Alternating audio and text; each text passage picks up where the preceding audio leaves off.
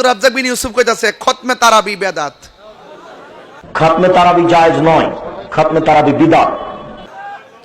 খতমে তারাবি বলে বেদাত কথা কন।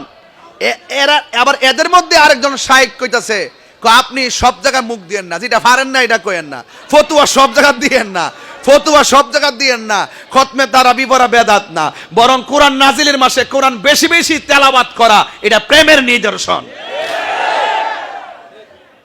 কথা কন ঠিক কিনা? এই আহলে হাদিসগুলো পুরা নষ্ট। এরার মধ্যে হন 3-4টা গ্রুপ হইছে, 3-4টা গ্রুপ হচ্ছে ঢাকা শহরে অলিতে গলিতে ঢুকে গেছে গা।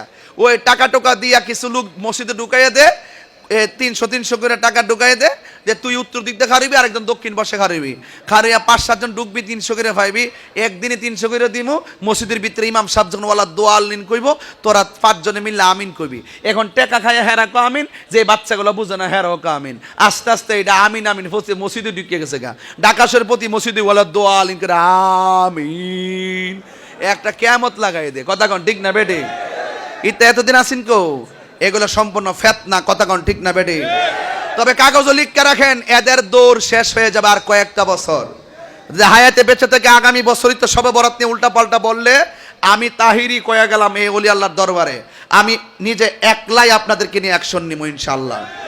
যদি এদের কথা সঠিক হয়, এদের কথা যদি সঠিক হয়, সবে বরাতের যদি কোনো ভিত্তি না থাকে, আমি সরকারকে বলবো ওরা যদি বাংলাদেশের বড় আকাবির হয়ে থাকে, এদের কথাই যদি ইসলাম চলে, এদের মন গড়া কথাই যদি সত্য হয়, তাহলে আপনার বাইতুল মুকাররমের শবে বরাতের নামাজ বন্ধ করে দেন।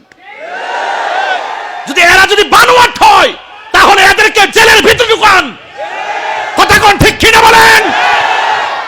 তারাবি বাইতুল মুকাররমে 20 রাকাত হয়, খানায় কাবায় 20 রাকাত হয়, মসজিদে নববীতে 20 রাকাত হয়, কাবায় 20 রাকাত হয়, বাংলাদেশের সব জায়গায় 20 রাকাত হয়।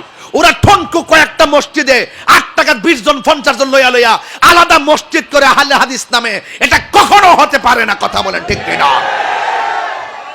এটা পরিষ্কার কথা। যদি এদেরটা সত্য হয়, তাহলে বাইতুল মুকাররমে 20 রাকাত তারাবি বন্ধ করে দেন। আমরা বাইতুল মুকাররম বসবো, এরা যদি টিকে আমাদের সাথে, ওরা যদি টিকে ওদের 8 টাকা বাইতুল মুকাররমে হবে, আমরা যদি টিকি আমাদের 20 রাকাত বাইতুল মুকাররমে হবে। একদম আমি পরিষ্কার। আমার ব্যাপার হয়তো আপনারা কতটুকু জানেন আমি জানি না, প্রশাসন আমাকে বোঝাইতে আসবে না ইনশাল্লাহ। আমি উপর থেকে নিচ পর্যন্ত আমি তৃণমূলের মানুষ, আপনারা আমার প্রতি ভরসা রাখতে পারেন। অন্তত পক্ষে এই জায়গাতে আমি তাহিরি মুখ খুললে ইনশাল্লাহ সাকসেস হবই হব, ওলি আল্লাহর উসিলা কইয়া গেলাম। আর ওদের অধপতন আসতেছে, কে জানেননি? ওদের কিছু